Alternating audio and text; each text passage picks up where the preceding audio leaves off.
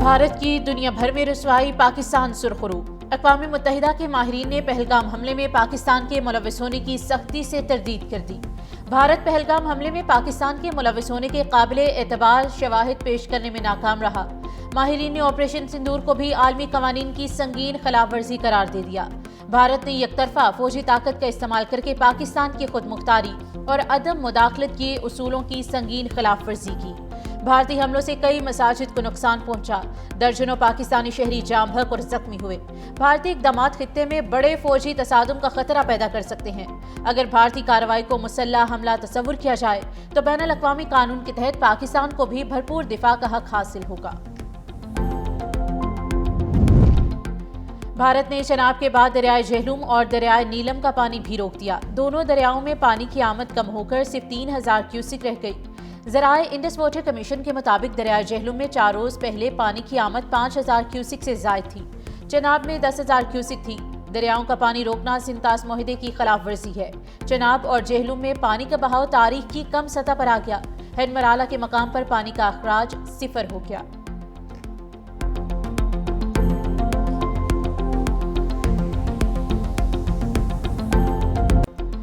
اقوام متحدہ نے بھارت کو سنتاس معاہدے میں بگاڑ کا ذمہ دار قرار دے دیا۔ اقوام متحدہ ماہرین کا بھارت کی طرف سے معاہدے کو ہیلڈ ان ایبیننس رکھنے کے اعلان پر بھی تشویش کا اظہار۔ پاکستان کی جانب سے معاہدے کی کسی شق کی خلاف ورزی ثابت نہیں ہو سکی۔ اقوام متحدہ نے طے شدہ طریقہ کار کو بائی پاس کر کے یک طرفہ معطلی کو غیر قانونی قرار دے دیا۔ انڈس کمیشن کا سالانہ اجلاس 2022 کے بعد سے نہیں ہو سکا۔ بھارت کی طرف سے پانی کے بہاؤ میں رکاوٹ یا اس کی دھمکی پاکستان کے کروڑوں افراد کے بنیادی انسانی حقوق کو متاثر کر سکتی ہے۔ ماہرین کی رپورٹ میں پاکستان کو سیاسی یا معاشی دباؤ کے آلے کے طور پر استعمال نہیں کیا جا سکتا۔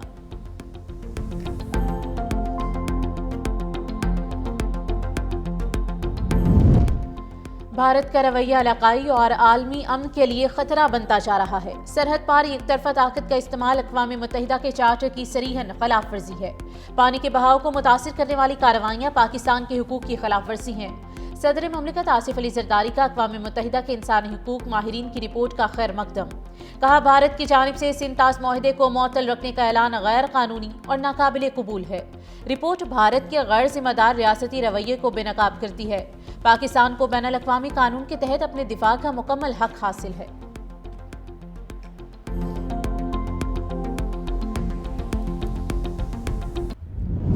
In April this year, India's unilateral abeyance of the Indus Water Treaty in gross contravention of international law, with escalating consequences both for regional stability and sanctity of international law. We have observed unusual abrupt variations in the flow of Chenab River twice this year. These variations in water flow are of extreme concern for Pakistan. پانی روکنا یا اس کا رخ موڑنا جنگی اقدام تصور ہوگا۔ بھارتی غیر قانونی اقدامات خطے کے امن کے لیے سنگین خطرہ ہیں۔ بھارت نے پیشگی اطلاع کے بغیر دریائے چناب میں پانی چھوڑا۔ نائب وزیر اعظم وزیر خارجہ اسحاق ڈار کی غیر ملکی سفارتکاروں سے خطاب۔ کہا معاہدے کے تحت ضروری ڈیٹا اور معلومات فراہم نہیں کی گئی۔ پاکستان نے سفارتی اور قانونی راستہ اختیار کیا۔ عالمی برادری بالخصوص اقوام متحدہ بھارتی آبی جارحیت کا نوٹس لے۔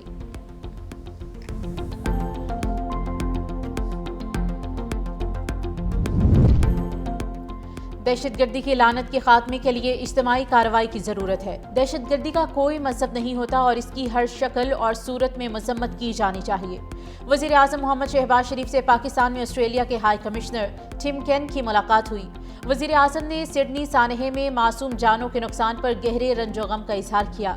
دکھ کی اس گھڑی میں آسٹریلیا کے ساتھ پاکستان کی یکجہتی کا اعادہ۔ کہا پاکستان دہشت گردی کی بزدلانہ کارروائی کی مذمت کرتا ہے۔ وزیر اعظم کا 2 طرفہ تجارت اور سرمایہ کاری کو وسعت دینے کی ضرورت پر بھی زور۔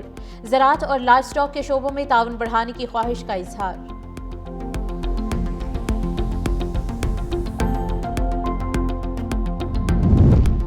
افغانستان دہشت گردوں کے لیے محفوظ پناہ گاہ۔ عالمی سطح پر ایک بار پھر سے پاکستان کے موقف کی جیت۔ افغان طالبان رجیم میں سرگرم دہشت گرد تنظیموں پر اقوام متحدہ کی ہوش بار رپورٹ جاری۔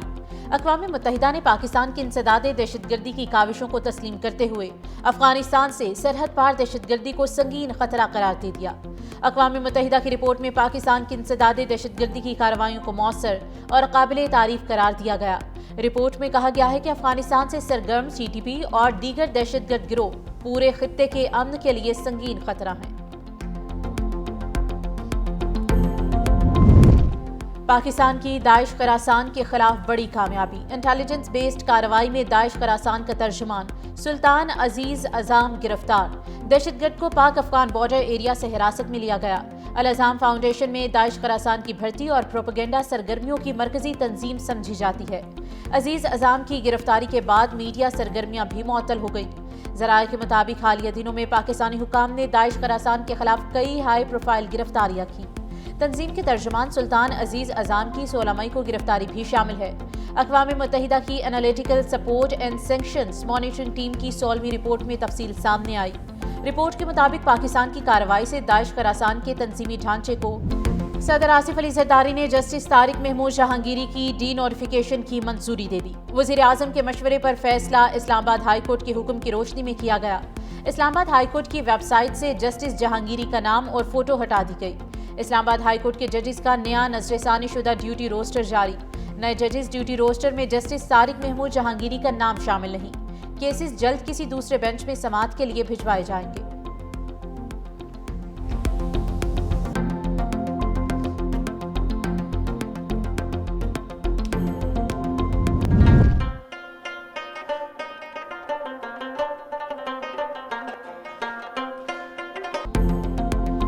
وزیر اعظم نے آٹزم کے لیے سینٹر آف ایکسیلنس کا سنگ بنیاد رکھ دیا۔ شہباز شریف کی آٹزم سے متاثرہ بچوں سے بھی ملاقات۔ خصوصی صلاحیت کے حامل بچوں کے فن کا شاندار مظاہرہ۔ وزیر اعظم نے بچوں کو داد دی۔ وزیر اعظم شہباز شریف نے کہا کہ کئی ادارے خصوصی بچوں کے لیے دہائیوں سے خدمات انجام دے رہے ہیں۔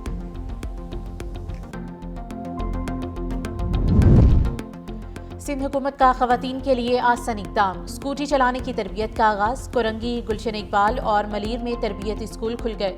سینئر صوبائی وزیر شرجیل انعام میمن کے مطابق حیدرآباد میں 18 دسمبر سے نیاز اسٹیڈیم میں صبح 10 بجے تا شام 6 بجے تک خواتین کو اسکوٹی چلانے کی تربیت دی جائے گی۔ سکھر، لاڑکانہ، شہید بے نظیر آباد اور میرپور خاص میں بھی جلد آغاز ہوگا۔ اسکیم کا مقصد خواتین کی محفوظ نقل و حرکت، خود اعتمادی اور عملی آزادی کو فروغ دینا ہے۔ طالبات اور ملازمت پیشہ خواتین درخواست کے ذریعے مستفید ہو سکیں گی۔ پنجاب میں قبضہ مافیا اور پلاٹس فراڈ میں ملوث افراد کے خلاف کڑی قانون سازی کی تیاریاں۔ وزیر ہاؤسنگ بلال یاسین کی زیر صدارت بورڈ آف ریونیو کا اہم اجلاس۔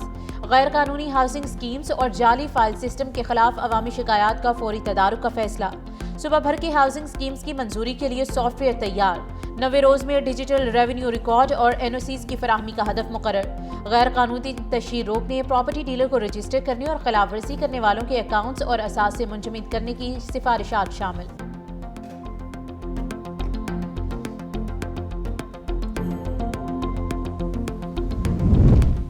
حکومت سندھ کا اسکولوں کی سولرائزیشن کا بڑا فیصلہ۔ سندھ بھر کے سرکاری اسکولز میں سولر سسٹم لگانے کی تیاریاں کر لی گئیں۔ DEOs اور ایگزیکٹو انجینئرز کو فوری سروے کر کے 3 دن میں تفصیلات ارسال کرنے کی ہدایت کر دی۔ توانائی بحران سے نمٹنے کے لیے ہنگامی اقدامات شروع کر دیے گئے۔ شہید بے نظیر آباد ڈویژن سمیت تمام اضلاع کا ڈیٹا ترجیحی بنیادوں پر محکمہ توانائی کو بھجوانے کا بھی حکم دیا ہے۔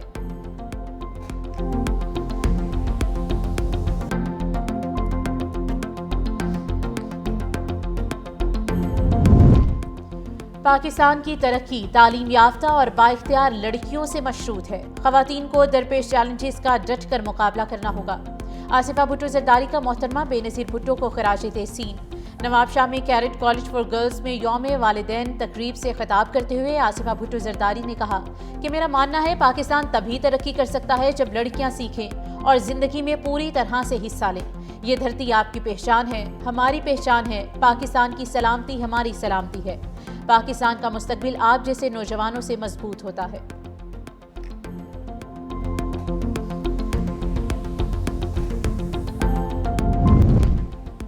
صوبائی وزیر اطلاعات عظمہ بخاری کی جعلی ویڈیو وائرل کرنے کا مقدمہ۔ جوڈیشل مجسٹریٹ نے مقدمے میں نامزد فلک جاوید، عتیق ریاض سمیت دیگر پر فرد جرم عائد کر دی۔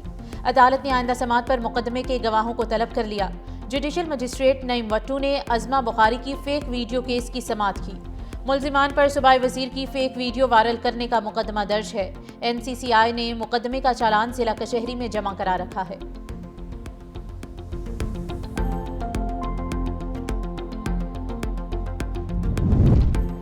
بنگلہ دیش میں طالب علم رہنما شریف عثمان ہادی کی ہلاکت کے بعد ہنگامے پھوٹ پڑے۔ ڈھاکہ میں مشتعل مظاہرین نے عوامی لیگ اور میڈیا اداروں کے دفاتر کو آگ لگا دی۔ توڑ پھوڑ اور احتجاجی مظاہروں کے باعث اہم سڑکیں بند۔ مظاہرین کی سیکورٹی فورسز کے ساتھ جھڑپوں کی بھی اطلاعات۔ احتجاج کے دوران مظاہرین نے عثمان ہادی کے حق میں نعرے لگائے اور انصاف کی فراہمی تک احتجاج جاری رکھنے کا اعلان کیا۔ عثمان ہادی نے شیخ حسینہ واجد کی حکومت گرانے میں اہم کردار ادا کیا تھا۔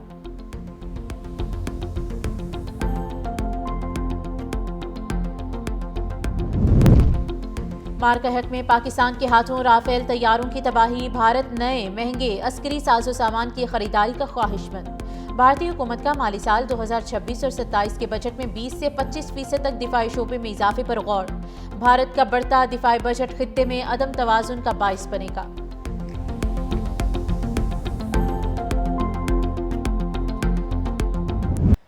بادلوں کی خشک سردی ختم کرنے کے لیے پلاننگ، ملک کے بیشتر اضلاع میں بارش اور برف باری کی پیش گوئی۔ راولپنڈی، مری، گلیات، پوٹوار ریجن میں بارش اور برف باری کا امکان۔ پنجاب کے پہاڑی علاقوں میں گرج چمک کے ساتھ بارش اور برف باری کے امکانات ہیں۔ لاہور، شیخوپورہ، سرگودا، خوشاب اور فیصل آباد میں ہلکی بارش متوقع۔ بارشوں کے باعث دھند اور اسموگ کی صورتحال میں کمی واقع ہو گئی۔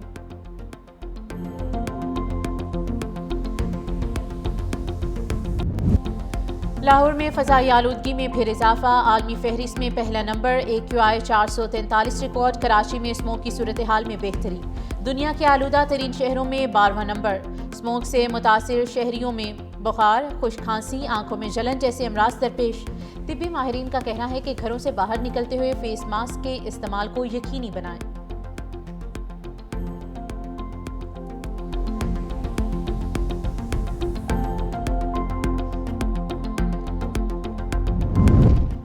غزہ میں اسرائیلی جنگی جرائم کی تحقیقات، امریکہ نے عالمی عدالت کے ججز پر پابندی لگا دی۔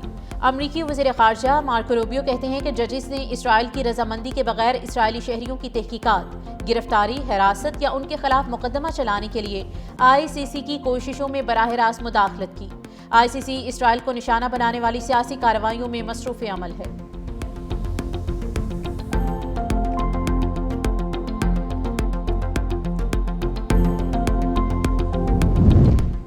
جرمن حکومت کا پاکستان میں موجود 535 افغان شہریوں کو جرمنی منتقل کرنے کا فیصلہ۔ جرمن حکومت نے افغان طالبان کے اقتدار سنبھالنے کے بعد افغان شہریوں کی جرمنی میں پناہ کے لیے اسکیم متعارف کروائی تھی۔ جرمن وزیر داخلہ کا کہنا ہے کہ اس بارے میں پاکستانی حکام سے رابطے میں ہیں۔ ہو سکتا ہے کچھ ایسے معاملات ہوں جن پر نئے سال میں کام کرنا پڑے۔